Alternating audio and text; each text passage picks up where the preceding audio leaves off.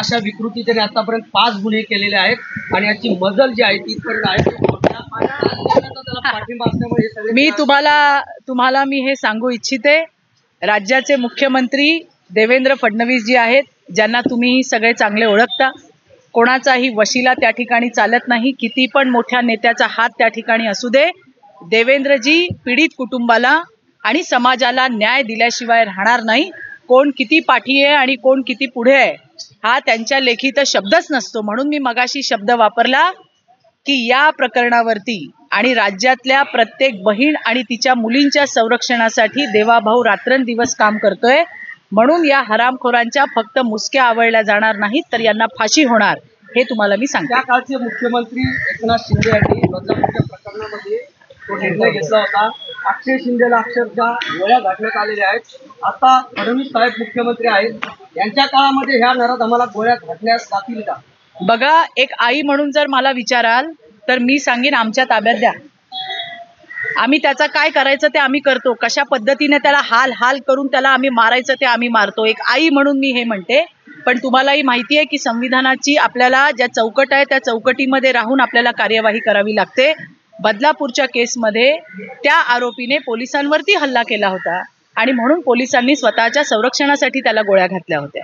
याच्यामध्ये मी तुम्हाला एवढंच सांगते, संविधानाच्या चौकटीमध्ये राहून जी कठोरात कठोर शिक्षा आणि ती म्हणजे फाशी, त्याने एका मुलीचा बळी घेतलाय, एका जीवाला संपवलंय, एक घर उद्ध्वस्त केलंय, अशाला उद्ध्वस्त केल्याची शिक्षा ही त्या ठिकाणी मिळणार आणि ती शिक्षा म्हणजे फाशी आहे। चांगल्यात चांगले सरकारी वकील आम्ही त्या ठिकाणी देणार आहोत। आत्ताच नाना मला म्हणले की कल्याणमधल्या सगळ्या कोर्टचे सगळे जे वकील आहेत त्यांची सुद्धा ते बैठक घेणार आहेत, ते त्यांना जाऊन भेटणार आहेत आणि अशा पद्धतीने आपण मुलगी आणि तिच्या परिवाराला न्याय देण्याचा प्रयत्न करणार। ताई, विशाल गवळी आहे, त्याच्याकडे जो दाखला आहे, असाच दाखला 4 ते 5 आरोपींकडे कल्याण पूर्वेत आहे आणि या दाखल्याच्या आधारे त्यांना कोर्टातून जामीन मिळतं। म्हणजे हा दाखला बोगस प्रमाणे तयार केला। काळजी करू नका, दिन भर गए है, जे गुन्हेगार आहेत त्यांचे देवाभाऊ आलेले आहेत, काळजी करण्याचं अजिबात काम नाही। पोलीस एकदम ऍक्शन मोडवरती आहेत आणि असे जितके पण कल्प्रिट्स आपल्याला त्या ठिकाणी दिसत आहेत,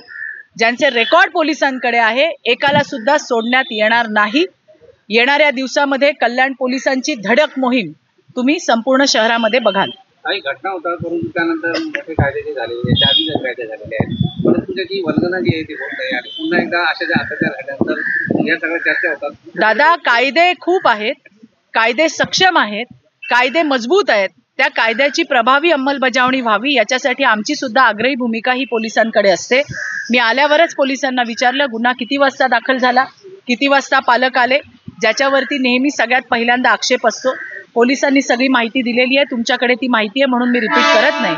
1 तासामध्ये गुन्हा नोंदवला गेला आणि नंतर पुढच्या पोलिसांना मिळणाऱ्या धागेदोऱ्यानुसार काही तासांमध्ये ताबडतोब त्या आरोपीपर्यंत पोहोचण्यात आलं आणि त्यांना अटक झाली आणि त्यांच्यावरती कारवाई झाली। मी पुन्हा एकदा तुम्हाला हेच सांगते, हा सामाजिक प्रश्न आहे, अतिशय गंभीर आहे आमच्यासाठी, अतिशय महत्त्वपूर्ण आहे आमच्यासाठी, अतिशय जिव्हाळ्याचा हा प्रश्न आहे की आपल्या राज्यातल्या बहिणी आणि त्यांच्या मुली सुरक्षित राहाव्या, याच्यासाठी सरकार सुद्धा काम करते। मुख्यमंत्री स्वतः या विषयावरती सतत लक्ष ठेवून आहेत, पोलिसांना सूचना देत आहेत आणि त्यामुळे असे कितीही सर्टिफिकेटवाले असले, त्यांच्या मागे कितीही मोठा बाप असला तरी सगळ्यांचा मोठा बाप देवाभाऊ या राज्याचा मुख्यमंत्री आहे आणि बहिणींच्या आणि त्यांच्या मुलींच्या संरक्षणामध्ये आमचा देवाभाऊ कुठल्याही पद्धतीची त्या ठिकाणी गय कोणाची केली जाणार नाही। कोणी कितीही मोठं असू दे, त्याला गाडल्याशिवाय, या विकृतीला गाडल्याशिवाय देवाभाऊ गप्प बसणार नाही, हा आमच्या सगळ्या बहिणींना विश्वास आहे। मनोरुग्णाचं जे सर्टिफिकेट आहे त्याबाबत आपण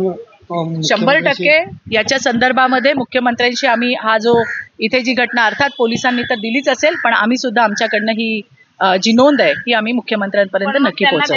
डॉक्टरांचं काय जे अशा पद्धतीने तेच सांगतेय मी, आज आम्ही ते मुख्यमंत्र्यांपर्यंत पोहोचवू। कोणी सर्टिफिकेट दिलं, कुठल्या डॉक्टरने दिलं, असं अजून किती जणांना दिलं, या सगळ्याची छानबीन करण्याचं काम हे येणाऱ्या दिवसामध्ये होताना आपल्याला दिसेल।